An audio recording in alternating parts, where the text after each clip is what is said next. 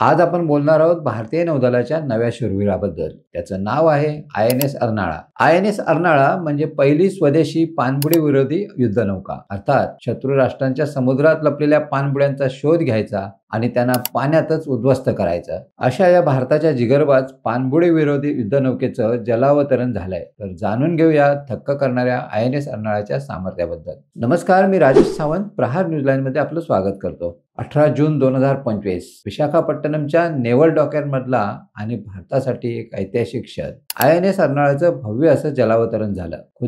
खुद्द संरक्षण प्रमुख जनरल अनिल चौहान यांच्या हस्ते हा जलावतरण सोहळा पार पडला. ही युद्धनौका देशातील पहिली उथळ पाण्यातील पाणबुडी विरोधी युद्धनौका आहे. आय-एन-एस अर्नाळा म्हणजे भारताच्या किनारी संरक्षणाचा नवा आधारस्तंभ आणि खास गोष्ट म्हणजे याचं नाव महाराष्ट्राच्या वसई जवळच्या ऐतिहासिक अर्नाळा किल्ल्यावरून ठेवण्यात आलंय. पहा हा दिमाग. आय-एन-एस अर्नाळा 77 मीटर लांब आणि 1490 टन वजनाची आहे. याची रचना आणि बांधणी कोलकात्यातल्या Garden Reach Shipbuilders and Engineers म्हणजेच GRSC यांनी केले आणि त्यांना साथ दिले लार्सन अँड टुब्रो म्हणजे L&T यांनी. आय-एन-एस अर्नाळा हा देशी बनावटीचा खरा देशी योद्धा आहे आणि या आय-एन-एस अर्नाळाची वैशिष्ट्य म्हणजे यात असलेले डिझेल इंजिन, वॉटर जेट प्रणाली. यामुळे ही युद्धनौका उथळ पाण्यातही वेगाने आणि चपळाईने कारवाई करू शकते. म्हणजे शत्रूच्या पाणबुड्या कितीही लांब लपल्या तरी आय-एन-एस अर्नाळा त्यांना शोधणार म्हणजे शोधणारच. आय-एन-एस अर्नाळा हा भारतीय तंत्रज्ञानाचा चमत्कार आहे. ही युद्धनौका किनारी भागातील पाणबुड्यांविरोधातील कारवाया लक्षात घेऊन बनवलेली आहे. यात लो फ्रिक्वेन्सी व्हेरिएबल डेप्थ सोनार आहे.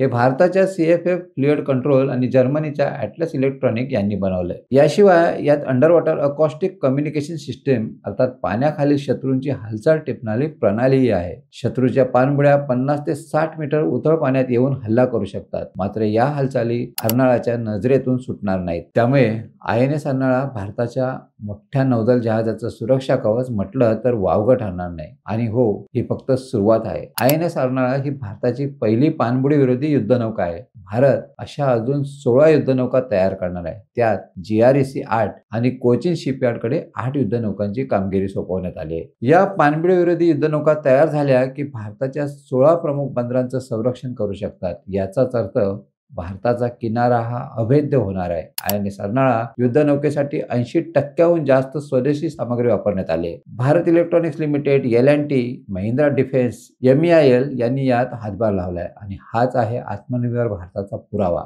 आपलं सामर्थ्य, आपली बुद्धी आणि आपलं तंत्रज्ञान. आय-एन-एस अर्नाळा फक्त पाणबुड्यांविरुद्ध लढणार नाही तर शत्रूला पाण्यातल्या पाण्यात अडकवून ठेवू शकते. यात सर्च अँड रेस्क्यू ऑपरेशनची ताकद आणि माइन लेनिंगची क्षमता आहे. आज भारत पाकिस्तानमध्ये तणाव आहे. पाकिस्तानकडे आधुनिक पाणबुड्या आहेत, मात्र खास अशी पाणबुडी युद्धनौका नाही. त्यामुळे त्यांचा भरोसा आहे तो पाणबुड्यांवर. मात्र कितीही असलं तरी आय-एन-एस अर्नाळा त्यांचा हा डाव उधळणार. आय-एन-एस अर्नाळा फक्त युद्धनौका नाही तर हा आहे भारताच्या नौदलाचा अभिमान. हा आहे आपल्या किनाऱ्यांचा रक्षक आणि हा आहे आत्मनिर्भर भारताचा विजय. तुम्हाला ही माहिती कशी वाटली कमेंट्समध्ये नक्की कळवा आणि अशाच नवनवीन व्हिडिओ पाहण्यासाठी प्रहार न्यूजलाईन चॅनलला लाईक, शेअर आणि सबस्क्राईब करायला विसरू नका. धन्यवाद.